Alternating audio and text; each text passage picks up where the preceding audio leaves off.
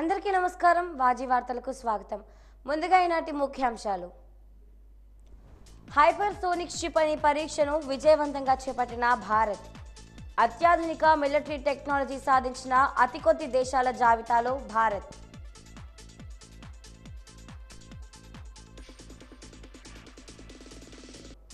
జిల్లా వ్యాప్తంగా CCTV camera network. ఒక సీసీటీవీ కెమెరా 20 మంది పోలీసులతో సమానమన్న జిల్లా ఎస్పీ వకుల్ జిందాల్.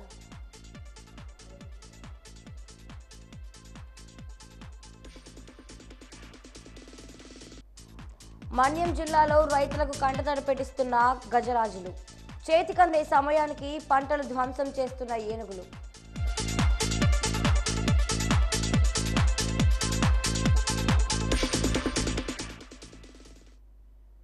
ఇప్పుడు పూర్తి వివరాలను పరిశీలిద్దాం.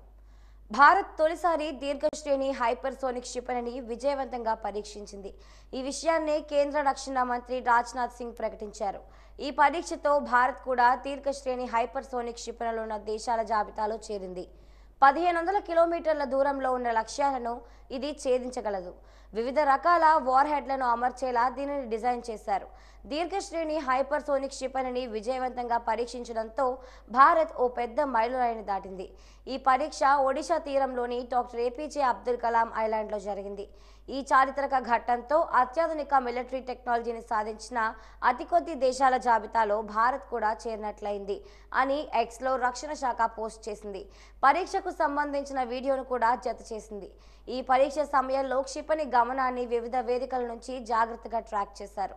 చివరి దశలో అత్యంత ఖచ్చితత్వంతో లక్ష్యాన్ని ఢీకొన్నట్లు డిఆర్డీఓ వెల్లడించింది. హైదరాబాద్లోని doctor APJ Abdul Kalam missile కాంప్లెక్స్లో దీనిని రూపొందించారు. దేశంలోని ఇతర డిఆర్డీఓ ల్యాబ్లు, పరిశ్రమలు సహకరించాయి. సైనిక దళాలకు చెందిన కీలక అధికారులు, శాస్త్రవేత్తల సమక్షంలో ఈ పరీక్ష జరిగింది.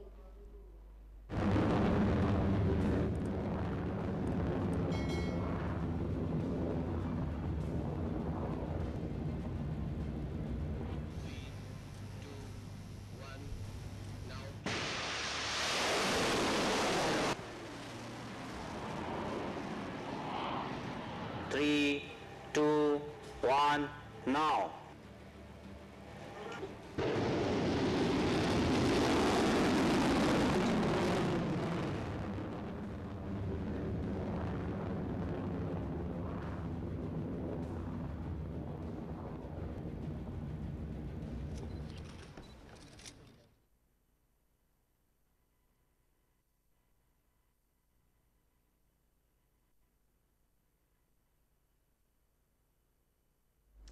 ఏపీ సీఎం చంద్రబాబు సోదరుడు నారా రామ్మూర్తి నాయుడు అంత్యక్రియలు పూర్తయ్యాయి. ఆయన స్వగ్రామం తిరుపతి జిల్లా నారావారిపల్లెలో ప్రభుత్వ అధికార లాంఛనాలతో అంత్యక్రియలు నిర్వహించారు. సీఎం చంద్రబాబు, మంత్రి లోకేష్, రామ్మూర్తి నాయుడు తనయుడు, సినీ నటుడు నారా రోహిత్, ఇతర కుటుంబ సభ్యులు పాల్గొన్నారు. తల్లిదండ్రుల అంతిమ సంస్కారాలు నిర్వహించిన చోటే రామ్మూర్తి నాయుడు అంత్యక్రియలు కూడా నిర్వహించారు. అంతకుముందు పలువురు ప్రముఖులు రామ్మూర్తి నాయుడు పార్థివ దేహానికి నివాళులు అర్పించారు. శ్రీ నటుడు మోహన్ బాబు, పలువురు ఎమ్మెల్యేలు, ప్రజాప్రతినిధులు, స్థానికులు నివాళులు అర్పించారు.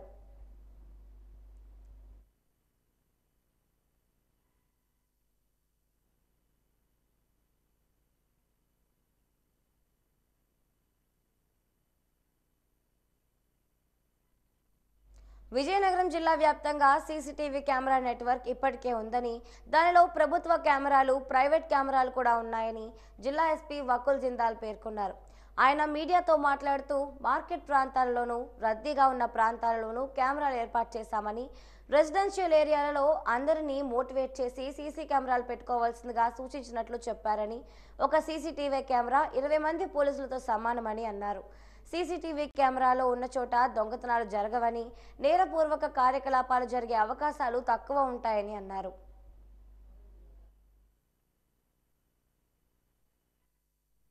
సో విజయనగరం జిల్లా వ్యాప్తంగా సీసీటీవీ కెమెరా నెట్వర్క్ ఆల్రెడీ ఉంది. దాంట్లో గవర్నమెంట్ కెమెరాస్ ఉన్నాయి, ప్రైవేట్ కెమెరాస్ కూడా ఉన్నాయి. అదేవిధంగా ఎక్కడైతే ఎక్కువ రద్దీ ఉన్న ప్రదేశాలు ఉన్నాయి, ఫర్ ఎగ్జాంపుల్ ఈ మార్కెట్ ఏరియాస్లో, ఎక్కడైతే ఈ టౌన్ ఏరియాస్లో, ఎక్కడైతే రెసిడెన్షియల్ ఏరియాస్ ఉన్నాయో అక్కడ మేము అందరినీ మోటివేట్ చేసి సీసీటీవీ కెమెరాస్ పెట్టాలని కోరుకుంటున్నాము. ఒక సీసీటీవీ కెమెరా పెడితే అది 20 మంది పోలీసులకి సమానం.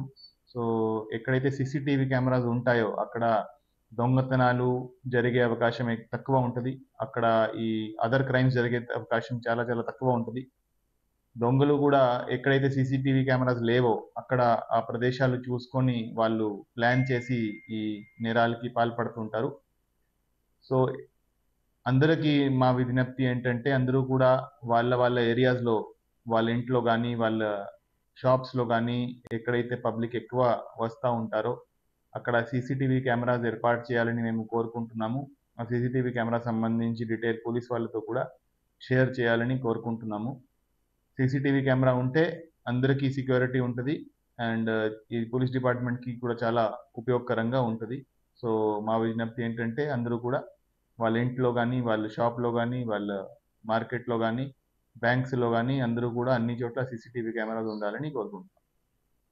విజయనగరం జిల్లాలో డిపార్ట్మెంట్ తాలూకా కెమెరాస్ అరౌండ్ 1000 దాకా సీసీటీవీ కెమెరాస్ ఉన్నాయి పబ్లిక్ ఏరియాస్లో. సో దాన్ని కాకుండా కొన్ని ప్రైవేట్ కెమెరాస్ కూడా కొంతమందిని మోటివేట్ చేసి పెట్టడం జరిగింది. అవి కూడా మనకి ఫీడ్ వస్తూ ఉంటుంది.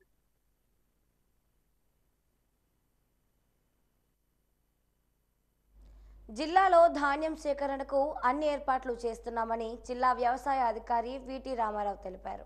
తన కార్యాలయంలో ఆయన మీడియాతో మాట్లాడుతూ ధాన్యం సేకరణ జరిగిన 48 గంటల్లోపే ఆ రైతుకు వారి బ్యాంక్ ఖాతాల్లో నగదు జమ చేయడం జరుగుతుందన్నారు. ప్రభుత్వం ఈ మేరకు ఏర్పాటు చేసిందని తెలిపారు. జిల్లాలో 4,85,000 మెట్రిక్ టన్నుల ఉత్పత్తి వస్తుందని అంచనా వేశామని, రైతుల నుంచి మొత్తం ధాన్యం కొనుగోలు చేస్తామని అన్నారు. సాధారణ రకం క్వింటాలకు 2,300 రూపాయలు, మేలు రకం 2,320 రూపాయల ధర నిర్ణయించడం జరిగిందన్నారు. జిల్లాలో 258 ధాన్యం కొనుగోలు కేంద్రాలను క్లస్టర్ల విధానంలో ఏర్పాటు చేశామని, రైతులు ఆందోళన చెందాల్సిన పని లేదని, మొత్తం ధాన్యం కొనుగోలు చేస్తామని తెలిపారు.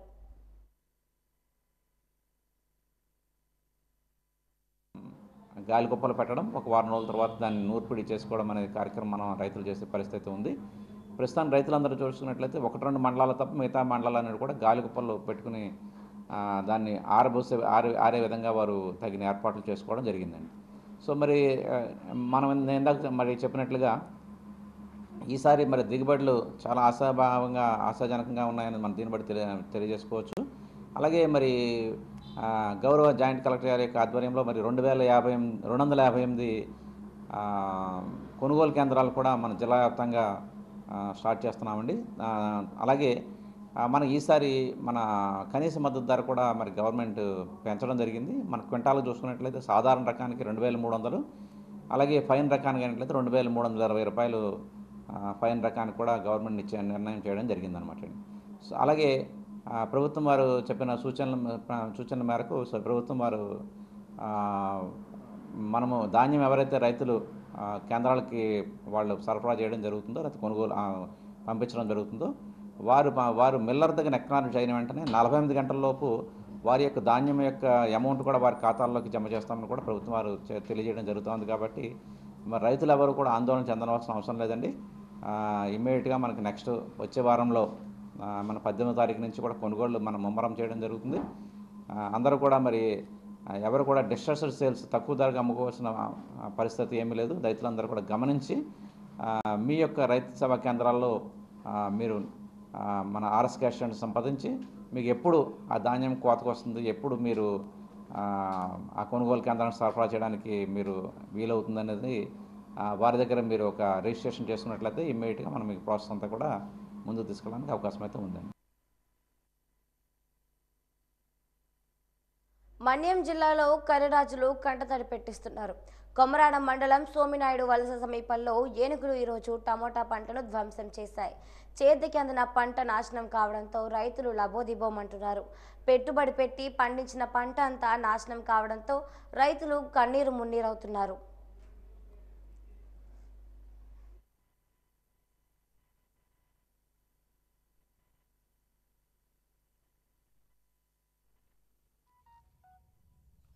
టమాటాలు వస్తున్నాయి, టమాటాలకి ఏనుగులు నైట్ వచ్చాయి, టమాటా మొత్తం ధ్వంసం చేస్తాయి. ఆ ధ్వంసం చేయడం వల్ల చాలా బాధగా ఉంది మాకైతే. ఎందుకంటే వీటి మీద మాకు జీవన ఆధారం. అవి లేకపోతే మేము లేదు 5-6 లక్షలు వీటి మీద మొదలు పెడతాం. సంవత్సరం పొద్దు వీటి మీద కష్టపడతాం. కష్టపడినప్పుడు కూడా చేతికి డబ్బులు రాకపోతే మా చాలా బాధ ఉంటుంది కదా. అక్కడెక్కడో అప్పులు చేసి మొదలు పెడుతుంటాం. నేను చేతికి వచ్చిన పంట పోతే చాలా బాధగా ఉంటాయి. బాధల్లో ఉండి అప్పులు చేసి అప్పులు తెచ్చి మా మీద పడతారు. అప్పులు తీర్చిపోతే చాలా బాధగా ఉంటాయి. వాళ్ళు ఇంట్లో భార్య పిల్లలు ఉంటారు, వాళ్ళేమో మమ్మల్ని చూసి బాధపడతారు. సూసైడ్ తప్పించి ఏం మాకు ఉండదు. ఎందుకంటే ఏనుగులు వస్తున్నాయి, ప్రతి 5-6 సంవత్సరాలు వస్తాయి, వచ్చి ఇలా ధ్వంసం చేసి వెళ్ళిపోతుంటాయి. గత ప్రభుత్వం వచ్చింది జగన్ గారిది, వచ్చినప్పుడు కూడా ఆయన ఏమన్నారు, ఏనుగుల్ని తీసి తరలిస్తామన్నారు. ఆ ప్రభుత్వంలో నేను చేయలేదు. ఇప్పుడు ప్రభుత్వం వచ్చింది, పవన్ కళ్యాణ్ గారు ఏమన్నారు, ఏనుగుని తీసుకుని వస్తానన్నారు, తీసుకుని వెళ్తానన్నారు. దానికి ఇంత ఇన్ని కోట్లు అమలుపరచమన్నారు, కానీ ఒక ఏనుగు తీసుకుని రాలేదు, ఏనుగులు తీసుకుని వెళ్ళలేదు. ఇవతల కల్లుకోట, ఇవతల దుగ్గి, కుమ్మరగుంట, కందివలస చుట్టుపక్కల గ్రామాల్లో ఇలాగే వస్తుంటే ఇలాగే నాశనం చేస్తాయి. టమాటానే కాదు, అంటే చాలా వ్యవసాయాలు ఇలాగే పాడు చేస్తున్నాయి. చేతికి వచ్చిన పంట పోతే రైతు ఇంకా ఎక్కడ ఉంటాడు చెప్పండి ఒకసారి. రైతు కూడా బతకడానికి కూడా ఆశలు తగ్గిపోతుంటాయి. ఇప్పుడు సినిమాలు ఎలా చూపెడుతున్నారు రైతు గురించి కూడా, ఇక్కడ రైతు పరిస్థితి కూడా సినిమాల్లాగా జరిగిపోతుంది. కానీ ఒక ప్రభుత్వం వచ్చి రైతు గురించి ఎవరు పట్టించుకునే నాదులు లేరు. రైతు భరోసా శాతం, ఈ భరోసా శాతం, అది శాతం అంటున్నారు. కానీ రైతు పంటకు చేతికి వచ్చిన పంట పోతుంటే రైతు అంత బాధపడతాడు. ఏంటంటే రైతు భరోసా వేసేస్తాం, ఇంత వేస్తాం, ఇంత వేస్తాం అని చెప్తారు. ఇలా చేతికి వస్తాయి, వాళ్ళు వేసిన 10,000, 15,000 మన చేతికి వస్తాయి. కానీ మనకి ఆ పోతూనే ఉంటాయి. కానీ లక్షల్లో మేము మధు పెడతాం. ప్రభుత్వం నుండి స్పందించి ఏనుగుల్ని తరలిస్తే మేము హ్యాపీగా బతకడానికి అవకాశాలు ఉంటాయి. లేకపోతే రైతు అనేది భూమి మీద ఉండడానికి కూడా అవకాశాలు ఉండవు. బొబ్బిలి నియోజకవర్గం రామభద్రాపురం భూషాయివలస మండలం ముచ్చర్ల గ్రామానికి చెందిన శనపతి అశోక్ రన్నింగ్ విభాగంలో రాష్ట్ర స్థాయిలో, జాతీయ స్థాయిలో రాణిస్తూ పేరు సంపాదించారు. బంగారు, రజత, కాంస్య పథకాలను సైతం సాధించారు. తాజాగా జాతీయ స్థాయి పోటీలకు ఎంపికయ్యాడు. ఈ నేపథ్యంలో బొబ్బిలి జనసేన నాయకులు పాలూరు బాబు తదితరులు ఒక స్పోర్ట్స్ కిట్ అందజేశారు. భవిష్యత్తులో మరింతగా రాణించాలని అభిలాషించారు. అందరికీ నమస్కారం. ఈ అబ్బాయి పేరు అశోక్, రామభద్రాపురం మండలం, భూషాయివలస గ్రామం. ఈ అబ్బాయి చాలా కాంపిటీషన్స్కి అథ్లెట్గా పార్టిసిపేట్ చేయడం జరిగింది. స్టేట్ లెవెల్లో, నేషనల్ లెవెల్లో చాలా మెడల్స్ ఉన్నాయి.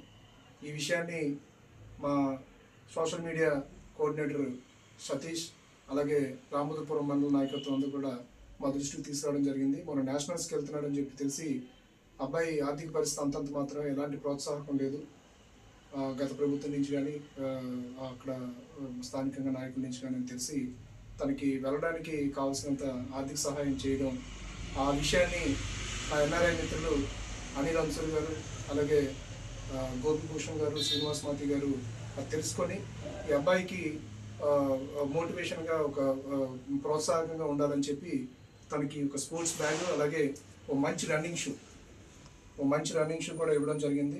ఈ రెండింటి కాస్ట్ 18,000 to 20,000 ఉంటాయి. సో ఐ స్పెషల్లీ థ్యాంక్ మా ఎన్ఆర్ఐ జనసేన మిత్రులు అనిల్ అన్సర్ గారు, గోపిభూషణ్ గారు, అలాగే శ్రీనివాస్ మాతి గారు. మీరు ఎలాగే ఇలాంటి అథ్లెట్స్కి, స్పోర్ట్స్ మ్యాన్కి ఎంకరేజ్మెంట్ ఇవ్వాలి. జనసేన పార్టీ ఎప్పుడు కూడా ఇలాంటి యూత్ని ఎంకరేజ్ చేయడానికి ముందుంటుంది అని మాటిస్తూ. భోగాపురం మండలం చాకివలస గ్రామంలో అట్టాడ అప్పారావు అనే వ్యక్తి 18వసారి అయ్యప్పమాల వేసుకున్న నేపథ్యంలో నిన్న రాత్రి భక్తి శ్రద్ధలతో అంబలం పూజ నిర్వహించారు. గురునాథ గురుస్వామి, రాధాకృష్ణ గురుస్వాములు వేదమంత్రాల నడుమ అయ్యప్ప స్వామికి పంచామృతాభిషేకాలు గావించారు.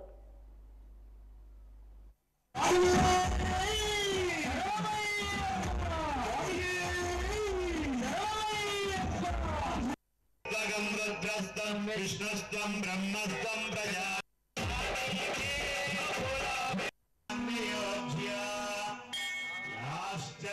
కాలాగ్నిరుద్రాయ నీలకంఠాయ బాహుభ్యాం తవ దండాయ శరణమయ్యప్ప సిద్ధాదివా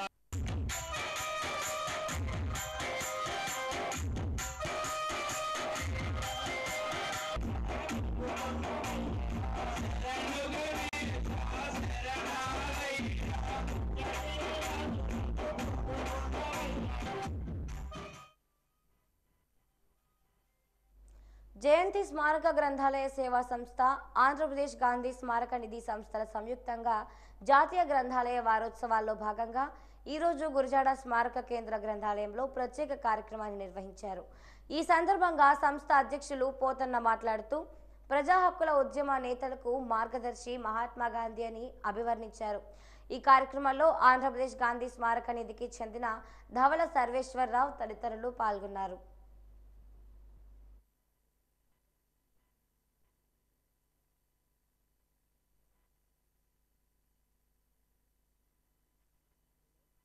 అనేక మంది ప్రజా హక్కుల ఉద్యమ పోరాటాలు చేస్తున్నటువంటి పరిస్థితులలో అటువంటి వారందరికీ కూడా మహాత్మా గాంధీ గారు ఒక ప్రేరణ. ఎక్కడైతే ప్రజా హక్కులకు భంగం కలుగుతుందో, ప్రజా ఉద్యమాలకు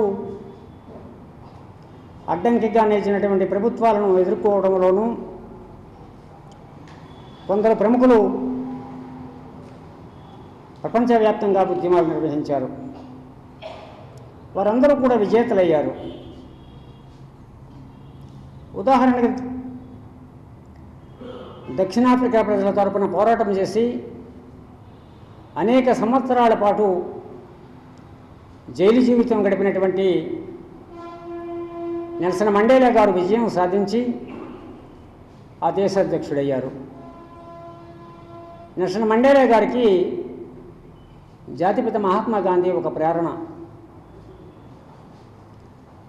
అదే నల్లజాతి ప్రజల హక్కుల ఉద్యమంలో కూడా మార్టిన్ లూథర్ కింగ్ గారు అనేటటువంటి ఒక నల్లజాతి నాయకుడు, ఆయన కూడా నా ఉద్యమానికి మహాత్మా గాంధీ గారు ఒక మార్గదర్శి అని చెప్పి ఆయన చెప్పుకున్నారు. మన పొరుగున ఉన్నటువంటి మయన్మార్ దేశం,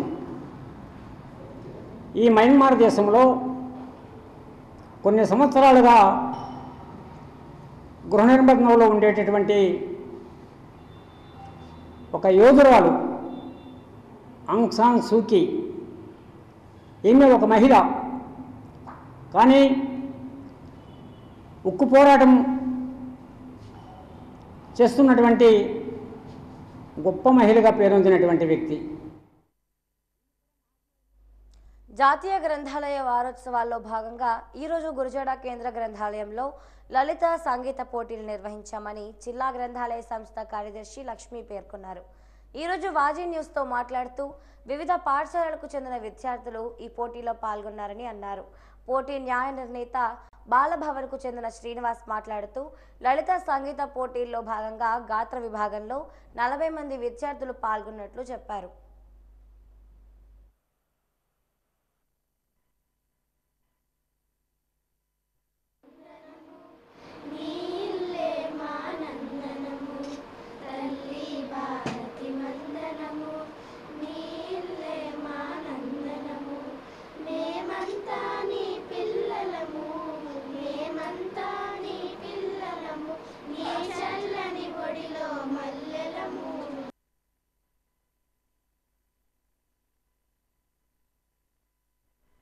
వారోత్సవాలలో భాగంగా జరుగుతున్నటువంటి వివిధ పోటీలు, పాఠశాల స్థాయి పిల్లలకు జరుగుతున్నటువంటి పోటీల్లో గాత్ర సంగీత విభాగంలో లలిత సంగీతం పాడడానికి సుమారు ఒక 40 మంది పిల్లలు ఈరోజు ఇక్కడ పాడడం జరుగుతున్నది.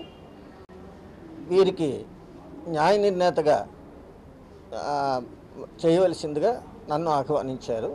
57వ జాతీయ గ్రంథాలయ వారోత్సవాల సందర్భంగా ఈ నవంబర్ 14వ తేదీ నుండి 20వ తేదీ వరకు కూడా ఈ గ్రంథాలయ వారోత్సవాలు జరుగుతున్నాయి. ఈ వారోత్సవాల సందర్భంగా వివిధ కార్యక్రమాలు నిర్వహించడం జరుగుతుంది విద్యార్థులకు. అలాగే మొన్న 16వ తేదీన వ్యాసరచన క్విజ్ వక్తృత్వ పోటీలు నిర్వహించడం జరిగింది.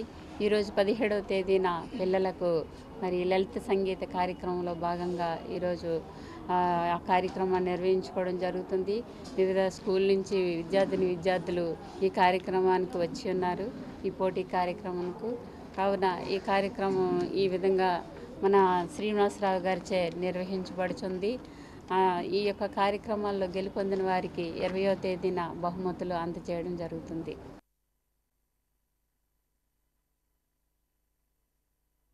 వికాస తరంగిణి సంస్థకు అనుబంధంగా మహిళా ఆరోగ్య వికాస్ నేతృత్వంలో ఉచిత మహిళల వైద్య శిబిరం నిర్వహించామని సంస్థ కోఆర్డినేటర్ శకుంతల పేర్కొన్నారు. ఈరోజు మీడియాతో మాట్లాడుతూ చిన్నజీఆర్ స్వామి ఆశీస్సులతో గత 10 సంవత్సరాలుగా ఈ ఉచిత వైద్య శిబిరాలు నిర్వహిస్తున్నామని అన్నారు. బ్రెస్ట్ క్యాన్సర్ ఎక్కువగా పెరిగిపోతున్న సందర్భంగా ప్రతి నెల 3 నుంచి 4 వైద్య శిబిరాలు నిర్వహిస్తున్నామని అన్నారు. ప్రజలలో మరింత అవగాహన రావాల్సిన అవసరం ఉందని అన్నారు.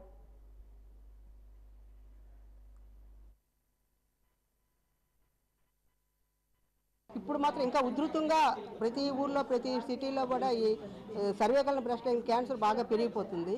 దానికోసం మేము సంవత్సరంలో నెలలో 3-4 క్యాంపులు చేస్తున్నాం. అయినా ఇంకా బాగా జనాల అవేర్నెస్ రావాలి. దానికోసం మేము అన్ని విధాల మా స్టాఫ్ టీము మేమందరం కూడా అన్ని విధాల ప్రయత్నం చేస్తున్నాము. ప్రతి మనిషిలో కూడా ఈ క్యాన్సర్ అనే దాని మీద అవగాహన వస్తే తను తాను రక్షించుకోగలుగుతాడు. ఇది చిన్నజీఆర్ స్వామి గారు ఎందుకు పెట్టారంటే రానున్న రోజుల్లో ఉంటుందనే స్వామి గారు ఊహించి 2007లోనే ఇది ప్రారంభించారు. అప్పటి నుంచి ఇప్పటి వరకు మాకు అప్పటికిప్పటికి చాలా అవేర్నెస్ పెరిగింది, కానీ ఇంకా జనాల్లోకి ఇంకా అవేర్నెస్ రావట్లేదు.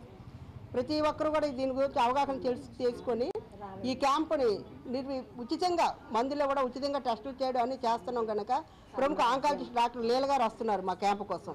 ఇలాంటి అవకాశాన్ని అందరూ వినియోగించుకోవాలని నేను అందరికీ మనవి చేస్తున్నాను. ఇలా ఆరోగ్య వికాస్ మెడికల్ క్యాంప్స్ అనేవి గత 10 సంవత్సరాలుగా కూడా నిర్వహించడం జరుగుతుంది. శ్రీ శ్రీనివాస సేవా సంఘం వారి సహకారంతో కూడా ఈ క్యాంపులు ఇక్కడే కాకుండా పల్లెటూరులో కూడా నిర్వహిస్తున్నాము.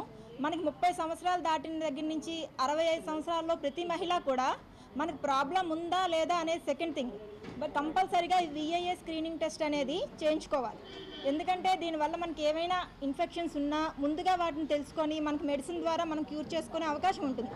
మనకి ఏంటంటే క్యాన్సర్ అనేది బాగా ముదిరే వరకు 3rd స్టేజ్ 4th స్టేజ్ వచ్చే వరకు కూడా మనం దాన్ని ఐడెంటిఫై చేయలేం.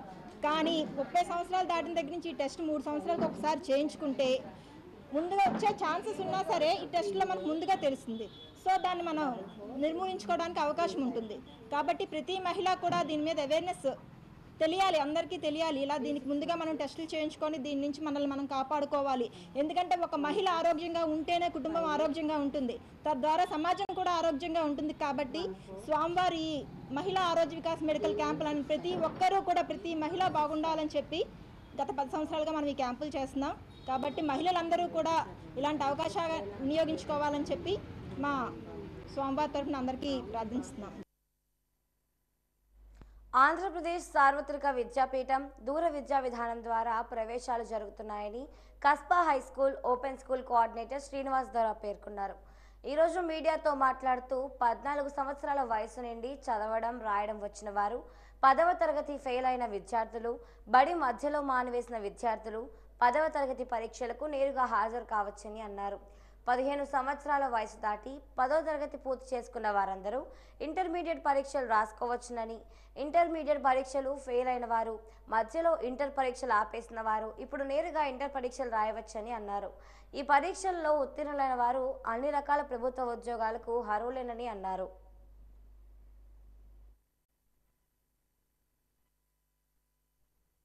గత 10 సంవత్సరాలుగా కూడాను ఇక్కడ ఓపెన్ స్కూల్ రన్ అవుతూ ఉంది.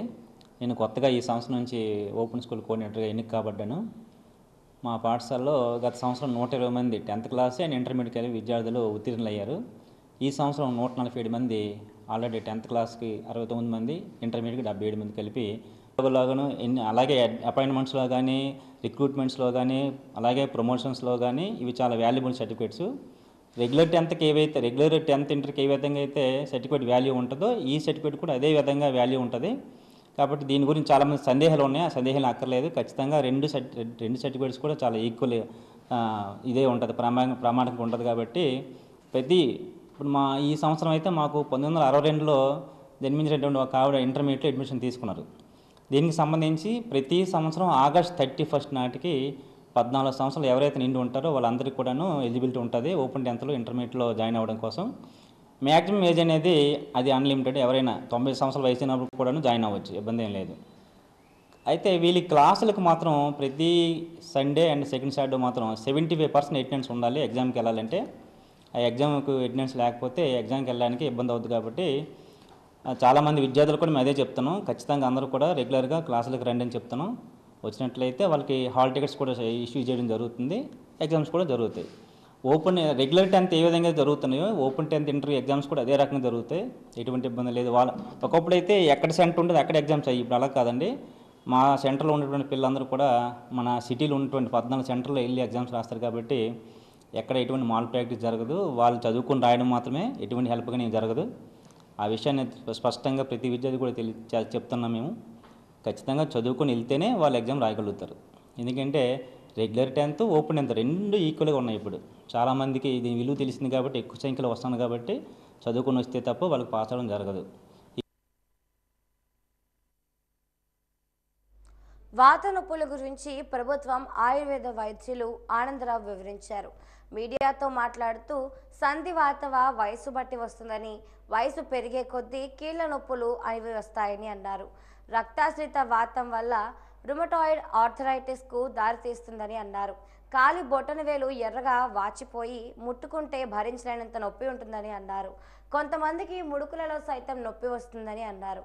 ఈ నొప్పులకు ఆయుర్వేదంతో ఉపశమనం లభిస్తుందని అన్నారు.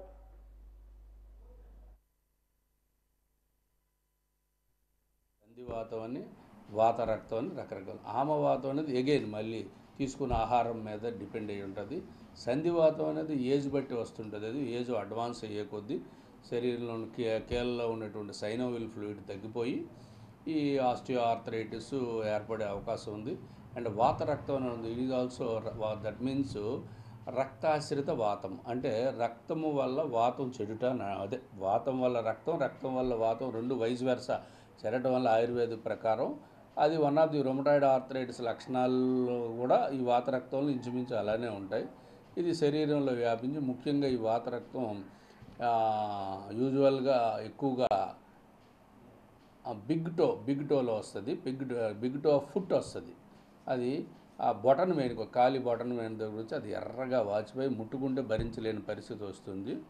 ఎక్కువ అది వాత రక్తం. కొంతమందికి గుత్తుల్లో నొప్పి వస్తుంది, కొంతమందికి ఒక ముడుకులోనే బాగా వాచిపోయి పెయిన్ వస్తుంది. ఇది వాత రక్తం లక్షణాలు. ఎగైన్ ఆమవాతంకి వచ్చేసి పరిశుద్ధ ఆహారం, నిలవ ఉన్న ఆహార పదార్థాలు తినడం, మళ్ళీ ఎగైన్ ఆహారం జీర్ణం కాకుండా మరలా తినడం, నాన్ వెజిటేరియన్ ఫుడ్ ఎక్కువగా తీసుకోవడం, వాటర్ తాగకపోవడం, సన్కి ఎక్స్పోజ్ అవ్వకపోవడం, వాకింగ్ చేయకపోవడం, సెడెంటరీ లైఫ్ స్టైల్. తమకు సైతం కొంత విశ్రాంతి దొరుకుతుందని, పాత్రికేయులు మాత్రం 24 గంటలు అవిశ్రాంతంగా పనిచేస్తారని జిల్లా కలెక్టర్ డాక్టర్ అంబేద్కర్ పేర్కొన్నారు. ఎక్కడ అన్యాయం జరుగుతున్నా, సమస్యలు ఎక్కడున్నా సమాచారాన్ని ప్రజలకు తెలియచేయాలనే ప్రధాన ఉద్దేశంతో రాత్రి పగలు పాత్రికేయులు పనిచేస్తారని అన్నారు. పాత్రికేయ వృత్తిలో అప్పుడప్పుడు ఇటువంటి రిలాక్సేషన్ అవసరమని కలెక్టర్ అభిప్రాయాన్ని వ్యక్తం చేశారు. ఈరోజు Andhra Pradesh union for working journalist association ఏర్పాటు చేసిన వనభోజన కార్యక్రమాల్లో పాల్గొని జిల్లా కలెక్టర్ జర్నలిస్టులతో కాసేపు ముచ్చటించారు. ఈ సమావేశంలో జిల్లా పౌర సంబంధాల శాఖ అసిస్టెంట్ డైరెక్టర్ డి రమేష్, పలువురు జర్నలిస్ట్ నాయకులు పాల్గొన్నారు.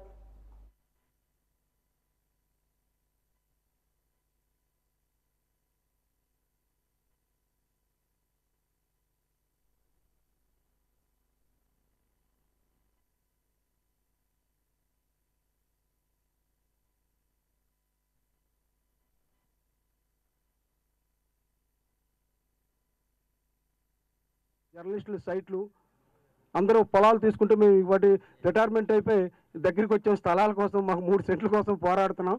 అదే మన సార్ ఒక విషయం చెప్పారు. ఆయన చెప్పినప్పుడు నేను అలాగ ఉండిపోయా. సాలూరులో మీ అందరూ కలిసి రండి, మీకు సైట్లు ఇస్తామని చెప్పారు. చెప్తే ఏదో అందరూ కష్టపడి ఒక 4 రోజులు పోయిన తర్వాత సింగిల్ లిస్ట్ ఇచ్చారు. ఇచ్చిన తర్వాత ఓకే మీ అందరికి ఇచ్చేస్తున్నా అని చెప్పారు. ఈ సింగిల్ లిస్ట్ ఇచ్చిన మరుసటి రోజు మరొకటి రిప్రజెంట్ చేశాడు, బాబు వాళ్ళు కారండి వీళ్ళని. అంటే మళ్ళీ అనైక్యత వల్ల ఆయన ఇవ్వలేకపోతున్నారు. కానీ మనందరం ఐక్యత వెలుగుంటే ఖచ్చితంగా న్యాయం చేస్తారు. ఎందుకంటే న్యాయం చేసే స్వభావం ఉంది. ఎందుకంటే అక్కడ పార్తీపురంలో ఉన్న ఐటీడీ వాళ్ళు కానీ అక్కడి నుంచి వచ్చి ఇప్పటికీ కూడా జర్నలిస్టులు అందరూ కూడాను మన క్యాంటీన్ దగ్గర కలుస్తారు. ఏమొచ్చారంటే కలెక్టర్ గారిని కలవడానికి. అంటే ఆయన మనస్తత్వం ఎందుకంటే ఇప్పుడు మనం అధికారంలో ఉన్నప్పుడు ఎవరికైనా ఒక మంచి సలహా అందులోని జర్నలిస్టులకి చేసినట్లయితే తప్పేమీ లేదు అనే ఉద్దేశంతో మంచి స్వభావమైన కలెక్టర్ గారు దాదాపు ఇక్కడ మీకు చెప్పినా చెప్పకపోయినా ఒక వృద్ధాప్యం జర్నలిస్టులు అందరూ ఉన్నారు సార్ మాకు. ఎందుకంటే మరి ఇంకా 60 సంవత్సరాల దగ్గర అయిపోయి ఇక ఈ వృత్తి తప్ప ఇంకో వృత్తి మాకు తెలియని పరిస్థితిలో ఉన్నారు. కొత్తగా వచ్చిన వాళ్ళకి కూడా వాళ్ళకి మేము బతిమాలు చెప్తున్నాం, దయచేసి ఈ వృత్తి రాకండి, మీ బంగారు భవిష్యత్తుని పోగొట్టుకోకండి అని మేము నిర్మాగమాటంగా చెప్తున్నాం. ఇంకొక విషయం కూడా మేము కలెక్టర్ గారికి ఈరోజు ఈ డయాస్ మీద మేము క్లియర్గా చెప్తున్నాం. అయ్యా కలెక్టర్ గారు, మా దాంట్లోనే ఎవరైనా తప్పు చేసినట్లయితే ఇతర కొన్ని అక్రమం దీంట్లో ఉన్నట్లయితే నిర్దాక్ష్యంగా వాళ్ళని మీరు ఖచ్చితంగా వాళ్ళని పట్టుకొని పోలీసులకు అప్పచెప్పండి. మేమైతే దాన్ని ఎట్టి పరిస్థితుల్లో ఏకీభవించాం. ప్రతి చోట నాకు అంటే మా డిపార్ట్మెంట్ సిబ్బందితో ఆ పరిచయాలు కంటిన్యూ అవుతాయి తిరిగి జర్నలిస్టులతో మాత్రం కంటిన్యూ అవుతాయి. ఎందుకంటే వాళ్ళతో ఆ విధమైన రిలేషన్ ఉంటుంది నాకు. ఇందా చెప్పారు కూడా మన కార్యదర్శి గారు, పార్తపురం ఈ రోజుకి వస్తూ ఉంటారు నా దగ్గర ఫ్రీక్వెంట్గా కలవడానికి. ఏం లేకుండా సరదాగా చూసి వస్తాకు వచ్చాను సార్ అంటారు. పనే ఉండదు పాపం వాళ్ళకి. అక్కడ నుండి 2 గంటలు బస్సు ఎక్కి ట్రైన్ ఎక్కువ ఏం లేదు సార్ మిమ్మల్ని ఒకసారి చూస్తాకు వచ్చాను సార్ అంటారు. అటువంటి అభిమానంతో మేము కలిసి పనిచేసాం అన్ని చోట్ల కూడా. అటువంటి అంటే అందరూ కూడా అంత ఓపెన్గా మేము ఏ విధంగా ప్రజల కోసం సేవ చేస్తున్నామో మీరు ఏ విధంగా సమాజం కోసం సేవ చేస్తున్నారో ఇద్దరం కలిసి చేయవలసిన పనులు కాబట్టి అలా విధంగా మేము కలిసి ఉండేవాళ్ళం. అదే పద్ధతిని నేను ఫస్ట్ విజయనగరం జిల్లాలో నేను వచ్చిన రోజు నుండి చెప్తున్నాను నేను. ఎందుకంటే ఈ జిల్లా చాలా మంచి జిల్లా. ఇక్కడ పత్రికా మిత్రుల అందరూ కూడా చాలా మంచి వ్యక్తులు. నేను ఇది మీ ముందు మొహడం కోసం ముఖస్తుతి కోసం చెప్పడం కాదు. నేను చాలాసార్లు అంటూ ఉంటాను, మన వాళ్ళు వస్తూ ఉంటారు, నేను ప్రతిసారి అంటూ ఉంటాను. అంటే కొన్ని ప్రాంతాల్లో కొన్ని ఇబ్బందులు ఉండొచ్చు, కానీ మన జిల్లాలో అటువంటి పరిస్థితి లేదు. అందరూ కూడా ఓన్లీ వృత్తిపరంగా మాట్లాడతారు తప్పితే నాకు ఇది చేయండి, ఇది చేస్తే మీరు లేకపోతే ఇట్లా వేస్తాను అట్లా వేస్తాను, ఇటువంటిది మన జిల్లాలో అటువంటి కల్చర్ లేదు మనకి. బాజీ వార్తలు ముగిసే ముందు ముఖ్యాంశాలు మరొకసారి. హైపర్సోనిక్ క్షిపణి పరీక్షను విజయవంతంగా చేపట్టిన భారత్. అత్యాధునిక మిలిటరీ టెక్నాలజీ సాధించిన అతి కొద్ది దేశాల జాబితాలో భారత్.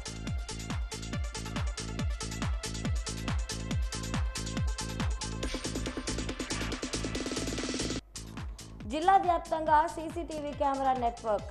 ఒక సీసీటీవీ కెమెరా 20 మంది పోలీసులతో సమానమన్న జిల్లా ఎస్పీ వకుల్ జిందాల్.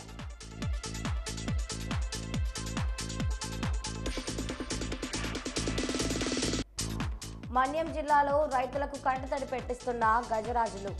చేతికందే సమయానికి పంటలు ధ్వంసం చేస్తున్న ఏనుగులు.